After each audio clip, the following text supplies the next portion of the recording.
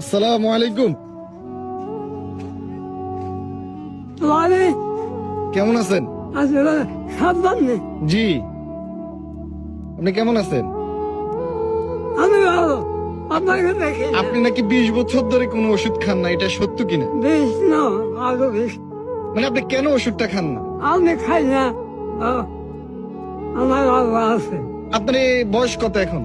এখন এখন আমার রান্নায় সার্টিফিকেট 1, 2, 36 ইংরেজি। ও, তাইলে আপনি 20 বছরের বেশি কোনো ওষুধ খান না? না, আমি কোনো আপনি এই যে অসুস্থ হইলে কি করেন? অসুস্থ কি এটা আসতে পারি না। এই অসুস্থ আমার সর্দি কাজ কিছু হচ্ছে না।